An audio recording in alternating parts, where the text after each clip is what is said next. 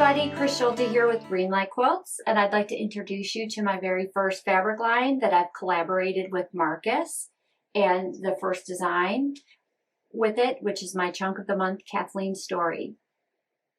In 2024, I was at the Houston market, and I met a woman named Patty who came running by my booth, and we talked for a long time, and I found out she was with Marcus, and she talked a lot about her dealings with the Smithsonian and how Marcus and the Smithsonian work together on their fabrics, and it was really interesting. But imagine my surprise when she called me after Houston and asked if I would collaborate on a fabric line. And I kind of asked, well, what does that entail? And she said I could have 20 different fabrics to create a quilt. And I paused and I said, 20? And as people who follow me know, I cannot work with just 20 fabrics. And I didn't want to stray from my aesthetic. So I was very humbled and honored, but I chose to stay within my aesthetic. Furthermore, I didn't want to have to draw my own fabric prints, but she assured me that they had a wealth of prints in their archive.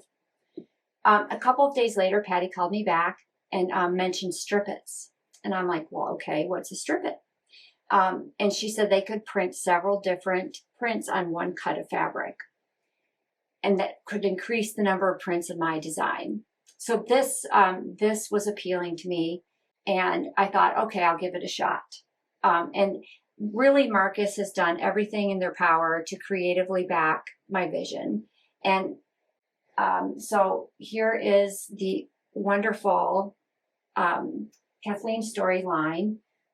So with the strippets, and also I had some unusual demands that I didn't want all of the fabrics to be matchy-matchy, and I didn't want to have the same print in 4 different colors. And I wanted a whole bunch of different values, especially the greens and the blues. And I really love brown roofs, so I asked for a brown floral print.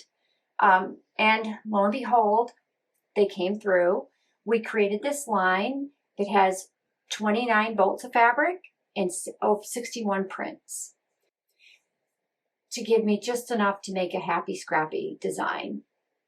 And one night I was up all night thinking, and I thought, you know, I love to base some of my cross-stitch designs with inspiration from the samplers, the old samplers of needlepoint. I love that the proportions are all kind of wonky, and you can put a big pot of flowers on a roof if you want to. And I like the playfulness of it. So it's not really a cross-stitch sampler unless it has the cross-stitch alphabet. So I emailed Patty and the gang and asked them if they could do a panel. And sure enough, they said, how big do you want your letters and what color? And bada boom, bada bing, we have the cross-stitch alphabet. This allows quilting people to have access to the cross-stitch alphabet without having to buy the really expensive linen.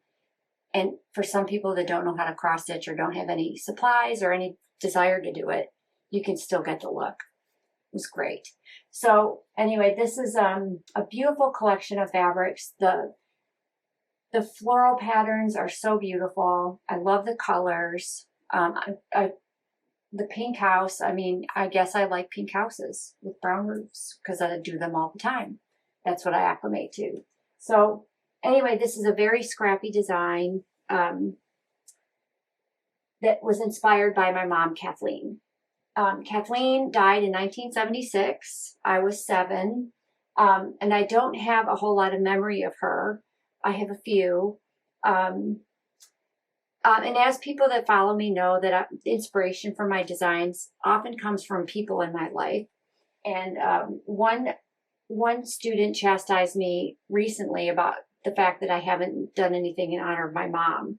And honestly, I didn't think there was anything big enough, you know. But when the Marcus opportunity came along, I seized it, and I thought my mom would be really happy.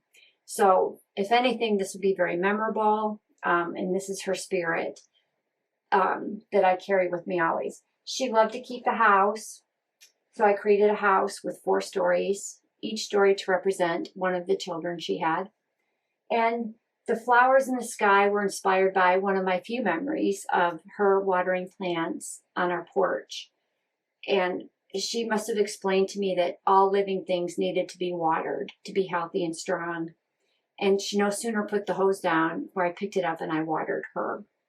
And she got really mad at me, which I'm glad, because she never got mad at anybody. So I remembered it. But I can envision her in the heavens with her healthy vines and her healthy flowers in the heavens.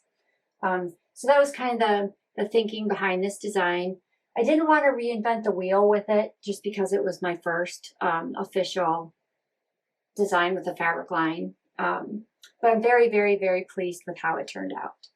And with that said, let me tell you a little bit about the program. So this is a chunk of the month. And then that means that instead of working on a block every month that's the same size, you just kind of, this one, you work on an element or a part of the quilt. And you build these elements, and then gradually they start building up into your house. So the first month, the first chunk, we work on the sky. And this is meant to be a very scrappy design.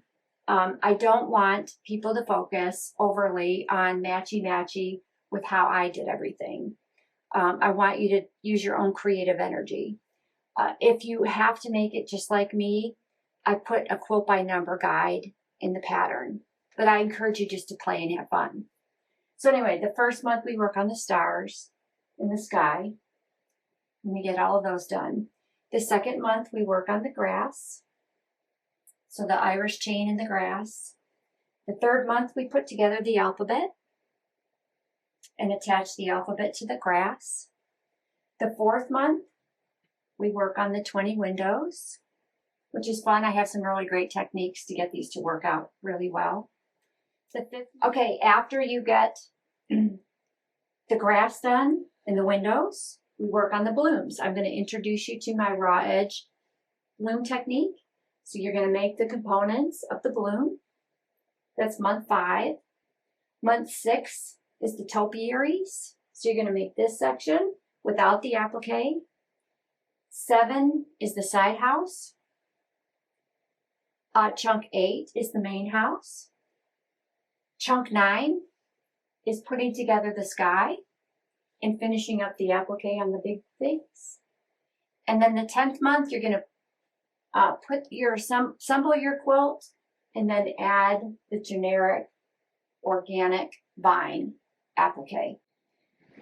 And so that's kind of the sequence that we put this together. And every month I will upload the specific chunk and how I kind of approached it on my YouTube channel. So with that said, this is really fun. I hope you enjoy building your house as much as I did. And I truly appreciate your interest in this program. My mom would be thrilled. Thank you.